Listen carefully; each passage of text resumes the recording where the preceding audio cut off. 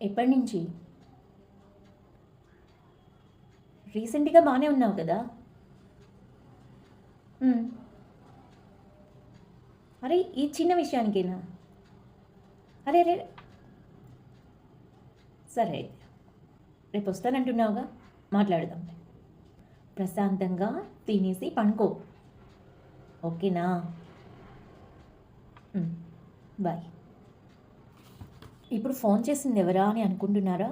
నా ఫ్రెండ్ అండి. ఏం లేదు. తను చిన్నదానికే యాంగ్జైటీ ఇష్యూ అనమాట. తనేమనుకుంటుందంటే, నా లైఫ్‌లో అన్నీ కోల్పోయాను. హెల్త్ పరంగా, అలాగే నేను ఏదైతే చేయాలనుకుంటున్నానో, నా డ్రీమ్స్ అన్నీ కూడా స్మాష్ అయిపోయినాయి. ఇక నాకు లైఫే లేదని డిప్రెషన్‌లోకెళ్ళిపోతుంది. ఇదంతా రీజన్ ఏంటి అంటే, ఒకప్పుడు తనకి టైం చాలా ఉండేది. కానీ తన బాడీ అనేది సపోర్ట్ చేసేది కాదు.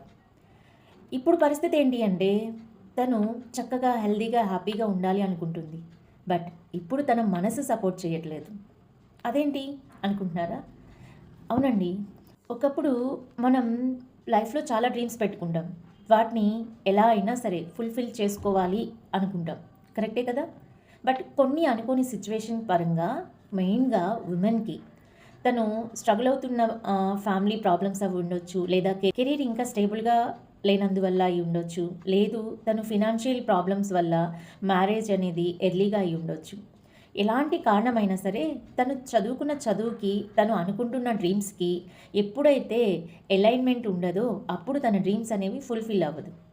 అప్పుడు తన దగ్గర టైం చాలానే ఉంది. బట్ తన సిట్యుయేషన్స్ వల్ల తన డ్రీమ్స్ అనేవి ఫుల్‌ఫిల్ చేసుకోలేదు.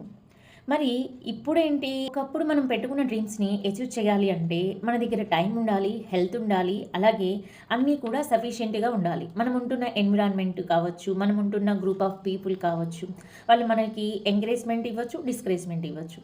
బట్ తనకొచ్చిన సమస్య ఏంటి అంటే, తను ఈ విధంగా డిప్రెషన్‌లోకి వెళ్ళిపోయి, ఓవర్ వెయిట్ అయిపోయి, అలాగే తన హెల్త్ ఇష్యూస్ అనేవి తన మీద భారంగా మారిపోయి, తన డ్రీమ్స్ అనేవి ఫుల్‌ఫిల్ చేసుకోవడానికి ఆటంకంగా మారాయి.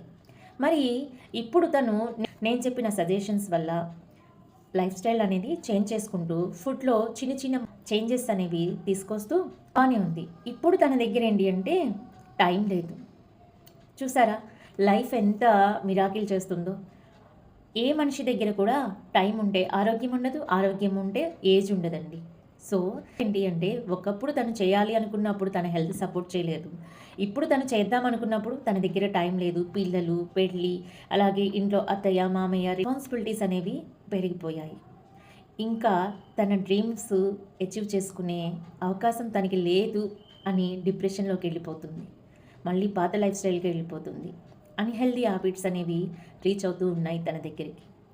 మరి ఇలాంటి సిచ్యువేషన్స్‌లో మీకొస్తే మీరేం చేస్తారు? కామెంట్ సెక్షన్‌లో తప్పకుండా షేర్ చేయండి. నేను ఒక చిన్న విషయం చెప్పనా? ఎన్ని లక్షలు ఖరీదు చేసే వజ్రాల హారమైనా సరే, దానికన్నా ఎంత తక్కువ ఖరీదైన అద్దం ముందు చులకనే అవుతుంది. అవును కదా! ఈ విషయం మీకు అర్థమైందా? వజ్రాల హారం, నగలు ధరించినా కూడా లాస్ట్‌కి మనం ఎతికేది ఏంటి? అంత తక్కువ ఖరీదైన అద్దం కోసమే. అంటే దేని వాల్యూ దానికే ఉంటుంది. అందుకనే మన లైఫ్‌లో కూడా కెరీర్‌కి సంబంధించినప్పుడు కెరీర్ పరంగా, హెల్త్‌కి సంబంధించినప్పుడు హెల్త్ పరంగా, అలాగే టైంకి సంబంధించినప్పుడు టైం పరంగా మన యాక్షన్స్ అనేవి తీసుకుంటూ ఉండాలి. ఏమంటారు?